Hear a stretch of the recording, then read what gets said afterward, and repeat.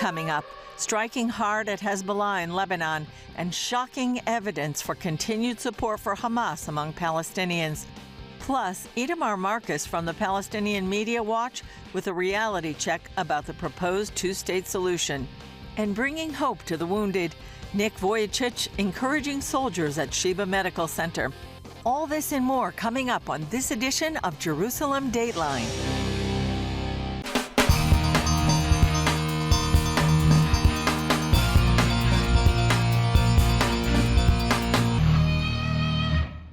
Hello and welcome to this edition of Jerusalem Dateline. I'm Julie Stahl. While Israel's battle continues in the Gaza Strip, the new focus seems to be shifting to the north. As attacks from Hezbollah escalate, Israel is striking back hard. As Hezbollah launched another wave of rockets and drones with explosives into northern Israel, setting off sirens, Israeli forces have been striking back. As the battles heat up, Iran's new acting foreign minister warned Israel not to launch a war, saying ramifications could backfire against Zionists. And he said Israel would find itself in a quagmire if it launches a full-blown war against Hezbollah in Lebanon, which he called the cradle of resistance. Iraq's foreign minister added, "If an attack occurs in Lebanon, then this will have an impact on the entire region." Meanwhile, the Israel Defense Forces is recommending to wrap up the Rafah operation quickly in Gaza in order to prepare for a wider war against Hezbollah in Lebanon. This comes as the Iranian-backed group has upped its strikes against Israel to hundreds a day. Fires broke out in the Golan Heights and elsewhere in northern Israel, as well as in Lebanon from the increased activity in the Middle East dry season. The IDF troops have been carrying out exercises training for combat in the northern arena for the past 2 weeks. Meanwhile, in Gaza, Israeli forces located a Hamas tunnel shaft in Rafah that led to the terrorists' underground compound, as well as large quantities of weapons after terrorists emerged from a building firing at them. President Biden reiterated that Hamas is standing in the way of a ceasefire agreement. I've laid out an approach that has been endorsed by the UN Security Council, by the G7, by the Israelis, and the biggest hang-up so far is Hamas refusing to sign on, even though they have submitted something similar. A Hamas official admitted to CNN no one has any idea how many Israeli hostages are still alive, saying, "You have to remember not only Hamas took hostages on October 7th, so did other terrorists." Meanwhile, a new poll by the Palestinian Center for Policy and Survey Research shows 67% of Palestinians believe Hamas' brutal October 7th attack was the correct thing to do. 97% say Israel has committed war crimes, while only 9% believe Hamas has committed war crimes. And 71% of Palestinians believe Hamas should still rule the Gaza Strip after the war. The idea of a two-state solution with Israel and a Palestinian state has been around a long time, almost 100 years. Middle East Bureau Chief Chris Mitchell spoke about this and the concept of a revitalized Palestinian Authority with Itamar Marcus from Palestinian Media Watch. Itamar Marcus, founder of Palestinian Media Watch. On Monday, the UN Security Council resolution called for a two-state solution with Gaza and the West Bank under the Palestinian Authority. What's your reaction? Well, obviously horrified by this kind of an option. We saw the October 7th massacre by Hamas, which was a direct result of Palestinian Authority education, not Hamas education. Palestinian Authority has been creating the messages throughout the Palestinian Authority, throughout Gaza, and responsible for education since 1994, and this is the result. The Palestinian Authority makes it clear what their goals are. Their education is very clear. Why would the international community, why would the UN want to create an Iran-like state all around Israel, in both Judea and Samaria, and the Gaza Strip? It would be a tragedy for Israel. It would be a recipe for endless wars, and I don't even want to think of the number of casualties from such a situation. Could you see the Palestinian Authority actually overseeing both Gaza and the West Bank? First of all, they couldn't do that because Hamas, the UN's calling for a ceasefire. Hamas still has half of its terrorists. They still have the leadership. You've still got Yahya Sinwar, who's their leader there. You've still got Mohammed Deif, who's another leader. You've got all the horrific people who planned October 7th. So they would just build up a terrorist organization again. If the Palestinian Authority tried to establish itself, their officers and officials would be killed immediately, as has happened apparently already. So it's like talking about putting a Palestinian Authority or an American organization to run the moon right now. The U.S. State Department wants a revitalized Palestinian Authority. In your view, has it or is it being revitalized?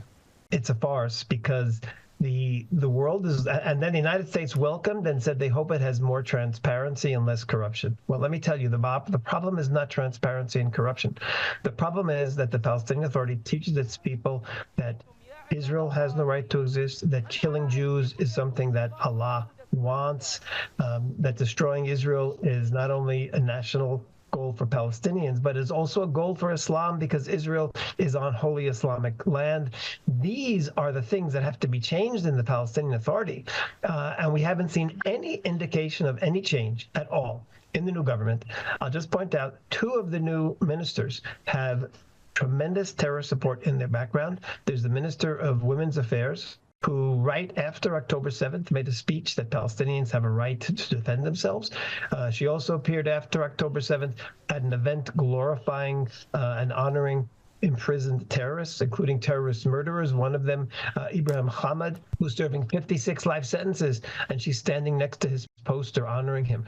And she's a new minister for Women's Affairs, and the Minister for Religious Affairs in the Palestinian Authority, who's part of this quote-unquote revitalized government, a number of years back spoke about the Jews being descendants of monkeys and pigs, destined for torture, and then he called on Palestinians to be the ones who torture the Jews on behalf of Allah. There is nothing different in essence. In fact, the statements and the ideology that the Palestinian Authority has been expressing since the new government has been formed is every much as bad as it has always been, and possibly even worse. Coming up, hope and encouragement for wounded Israeli soldiers.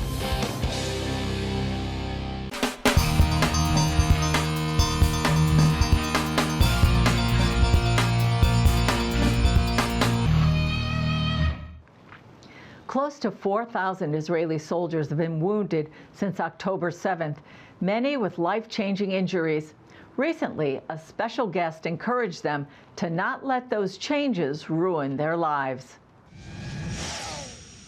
When we look different, we are the ones that everyone looks at. And so the fact that we still exist, the fact that we sometimes smile, the fact that we keep on going out there are many people who say, wow, if he didn't give up, then I'm not going to give up. Here at Sheba Medical Center, they've treated many of the soldiers wounded in the war since October 7th. Some have even lost limbs.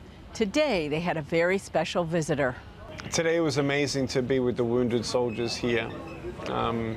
You know, my mum was a nurse, and so I have compassion for the doctors and nurses here as well, ministering to the needs of those here and families affected.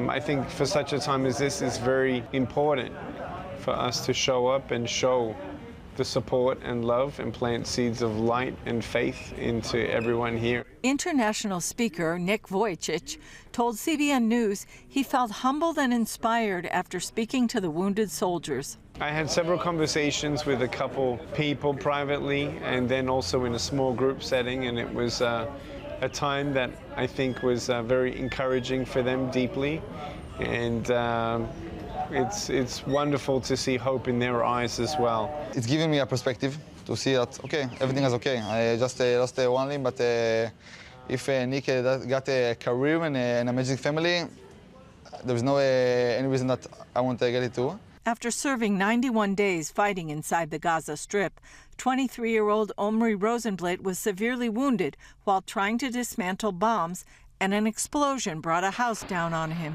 Actually, all the house got collapsed in house, like you see, like the movies of the earthquakes in Nepal.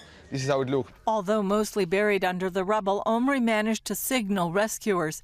They pulled him out and rushed him to hospital. The doctor and the team commander and all of my guys was 100% sure, all of them, that I'm not gonna make it.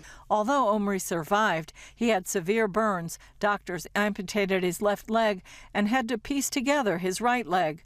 Listening to Nick gave him hope. It gives a lot of motivation because Nick is a great talker and give a lot of examples from his life. And as an amputee guy, I can feel it closer to me. It's amazing. Simcha Greeneman is deputy commander of Zaka International, the volunteer search and rescue service heavily involved in treating the wounded and helping recover the dead since October 7th. Greeneman met Nick in the U.S. and helped arrange this special meeting. We spoke about the whole situation and we said that we would like to come see the soldiers so he could really give them some courage and strength to continue doing whatever they're doing and to give them a lively spiritual way to live and to continue their life. Greeneman admired the soldiers' response to Nick's encouragement. It was beautiful, what they said, and right away how much courage and how much feeling close to him, that he was born that way, but their life changed in the middle of their life by understanding that life never finishes, that life does not end by this. As you can see, beautiful family that he has, wife and kids, and life is beautiful. Nick wants Israelis to know they are not alone, and America is not their savior. And even though it feels lonely to be Israel right now, I, as a U.S. citizen, am very horrified of generally the West and what we're allowing people to say without really understanding what's going on. We're talking about evil, we're talking about terrorism, we're talking about people that their only mission in life basically is to kill the Jews and the Christians.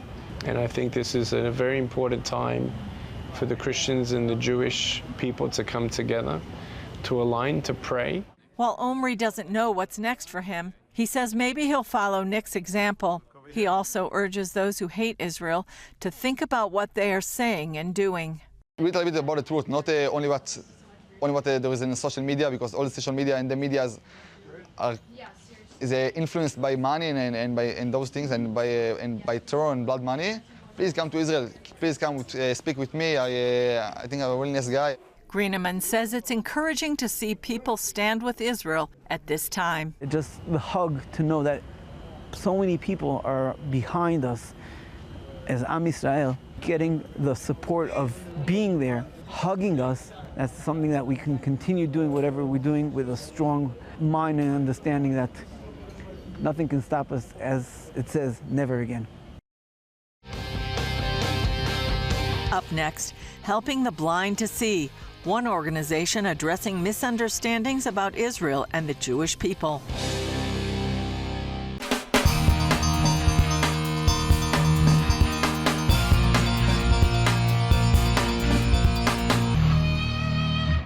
Accuracy in reporting is the gold standard we're all taught in journalism school.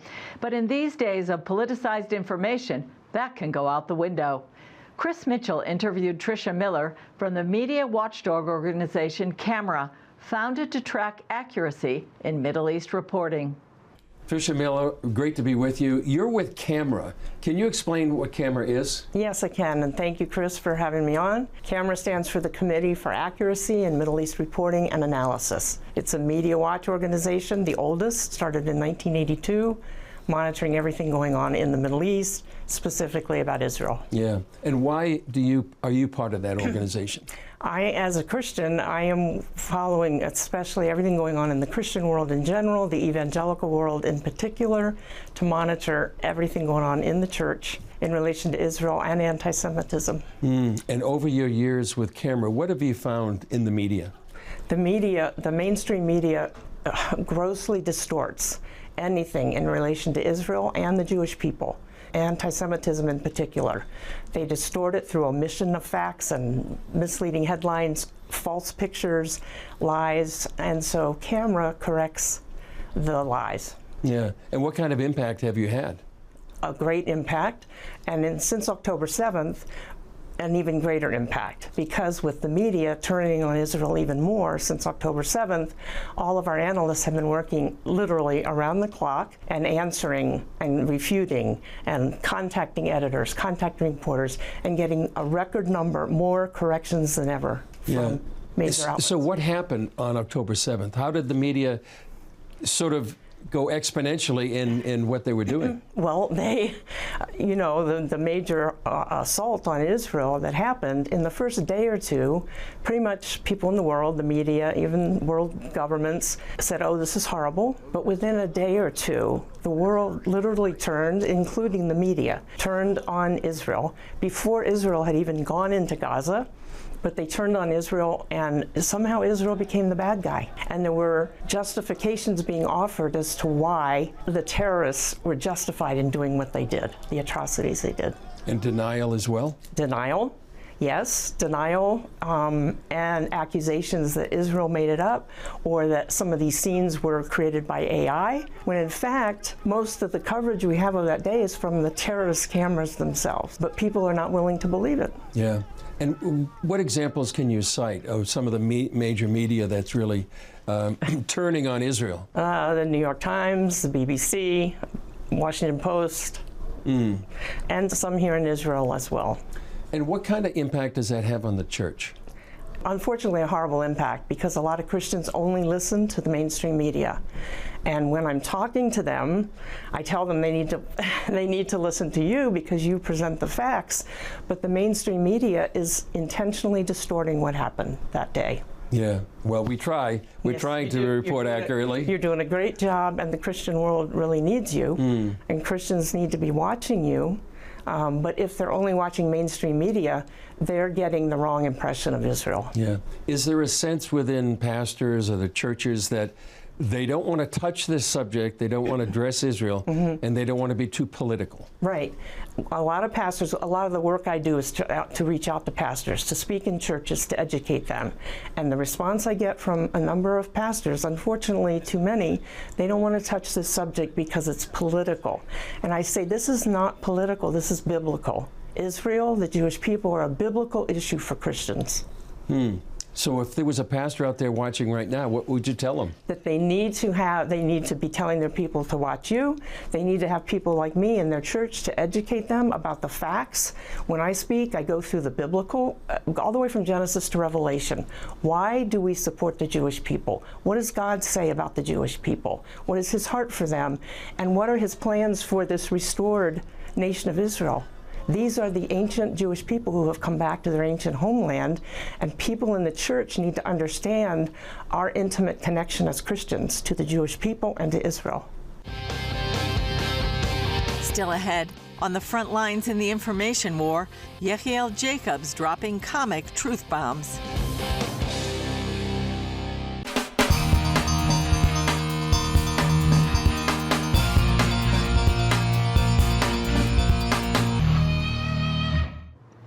There are more people than IDF soldiers fighting for Israel right now. Some even live outside the country, fighting anti-Israel hate with comedy. Internet sensation Yechiel Jacobs is on the offensive in the info war and doesn't suffer fools lightly. Take a look. Yechiel Jacobs, great to be with you. Can you give us the accent? How you doing? It's a pleasure to be here. Thank you for having me. You're great. We're big fans. You're a Jewish student on a college campus, and you're getting all this persecution, anti-Semitism. What advice would you give to them? First, get pepper spray. Second, advice I would give is, it's a tricky situation because what's going on the college campuses is absolutely crazy. But number one is to not be afraid. I think that's super important because the second you're afraid, what they're doing is effective. So it's important to stand strong, be confident in what it is that you believe in. Don't be irresponsible and go crazy, but it's important to stand up for what you believe in and continue pushing for the truth. So I think that's super important to continue pushing and not be afraid. Yeah, and the way you communicate truth by humor is really effective. Yeah. So people, do they write you and say, well done, or we follow you, or? Yeah, so thank God I've gotten a tremendous amount of love. I also got a lot of hate from the other side, but I got overall a tremendous amount of love. I have a lot of support. Probably one of the most meaningful messages I get from people is, I have not laughed since October the 7th, and thanks to you, I have a smile on my face. So that's something, to me, it's like, I'm never going to stop doing what I'm doing, you know? Yeah. Where do you get your, I know you get your material from TikTok, and you just take some time and think, oh, this is how I'm going to react to that? Yeah, so I normally just, I watch a video, I'm like, oh, this is crazy, I need to do a response. I'll go in the car, be like, how you guys doing? I'll be like in the car, and then as I'm doing the video, I'll come up with some more ideas that I want to add. And then as I'm doing the video, I'll add those ideas, and it'll just kind of form itself, and, you know, just see what happens. Just kind of go. Where does the hitting the phone come from? The anger. I'm just so angry. I'm just kidding. I don't know, it just felt right. It's like, when I'm doing my videos, all the choreography, it just kind of happens. It's just natural, you know? Yeah. So when I feel like I need to hit the camera, when it's like an important message, I'll hit the camera, you know? And whose voice are you using? So there's a comedian called Sebastian Maniscalco, hilarious guy. So I kind of do like an exaggerated version of him. That's who I'm using, yeah. And it's a New York accent, it comes naturally. Yeah, it's from a New York Italian. Yeah. I'm from Boston, so I can get the... oh, so you can relate. Yeah, I do relate. Yeah, that's great. Any New Yorkers stop you on the street and say... Yeah, sure. Yeah, really? Yeah, it's great. A lot of people, thank God I've met people that are a fan and not the other side. So it's been good. In Israel and in New York, a lot of support, taking pictures with people and meeting people. It's been an unbelievable experience so far. Yeah, have you worked with the Israeli government coming here? Yeah, so actually I was brought down here by Ministry of Foreign Affairs. They brought me down here and a few other influencers on a delegation, which has been amazing and very insightful and very meaningful. And I'm honored that they brought me here. I'm really honored to be here and to use my platform to spread awareness. Sure. Talk about the battlefield. I mean, there's a battlefield going on in Gaza, up in the northern border as well. But what's it like to be on the social media battlefield? You're really on the front lines. Yeah, so it's definitely a battlefield, and right now I think Israel's coming to the realization how important it is. And I know from what I've seen, they're starting to put a lot more effort into PR and to social media. The battlefield, it's intense, and also it gets a little tricky because you don't want to be preaching to the choir. You know, like I'm putting out all those videos, but how do I know that it's not, you know, going to the same people over again?